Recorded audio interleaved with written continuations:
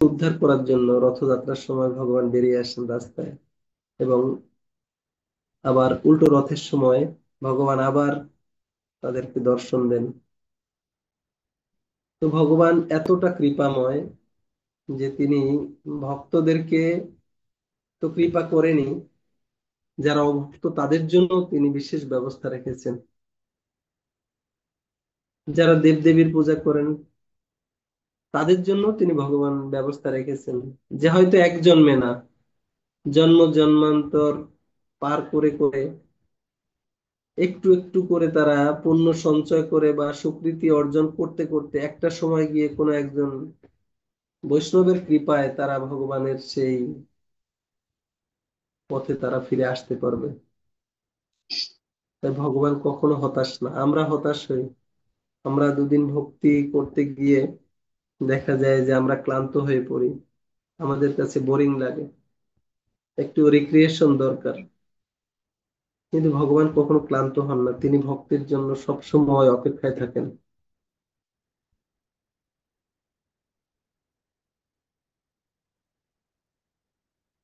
তাই শিল প্রভুপাদ আমাদেরকে সবচেয়ে শ্রেষ্ঠতম যে শিক্ষা মহাপ্রভু আমাদেরকে যে দিয়েছেন,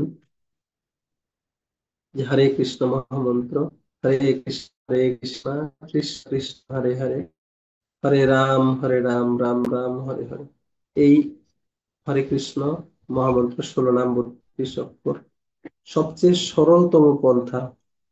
এই পন্থায় যদি কেউ অগ্রসর হয়, শুধুমাত্র এই হরিনামের মাধ্যমেই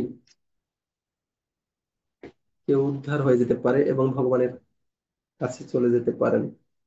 কারণ কি, আমরা যদি মনে করি যে আমি তো ভগবানের সেবা করতে পারছি না, পূজা করতে পারছি না, তাহলে আমি কি যেতে পারবো?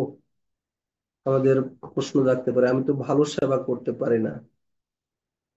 সবকিছুর যথাযথ উদাহরণ রয়েছে। যে নামাচার্য শিল হরিদাস ঠাকুর, তিনি শুধুমাত্র নামের মাধ্যমেই ভগবানের সবচেয়ে প্রিয় হয়েছিলেন, এবং ভগবান তাকে সেরা উপাধি দিয়েছিলেন, নামের আচার্য।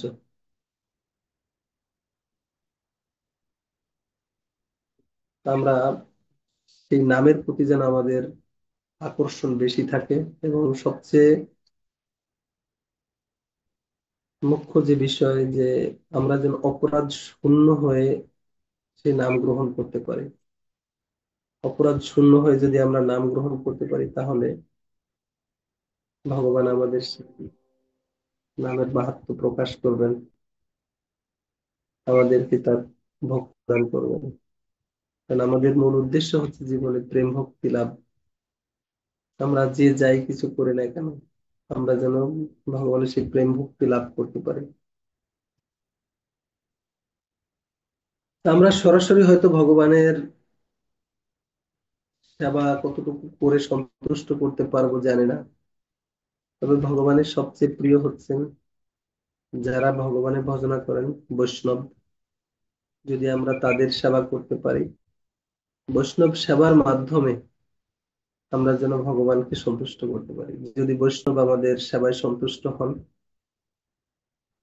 তাহলে ভগবান সবচেয়ে বেশি সন্তুষ্ট হবেন। কারণ ভগবান বলেছেন যে আমার চেয়ে আমার নাম বড়, নামের চেয়ে আমার ভক্ত বড়, ভক্তের চেয়েও ভক্তের চরণ ধুলি বড়।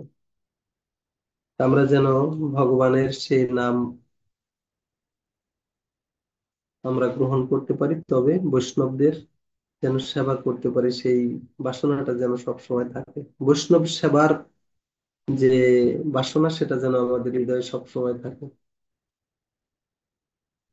বৈষ্ণবের সেবা না করে কেউ কোনোদিন উদ্ধার পেতে পারে না। আমরা ভক্তি জীবনে যতটুকু অগ্রসর, যে যতটুকুই হয়েছি, সবকিছু হচ্ছে বৈষ্ণবের কৃপা।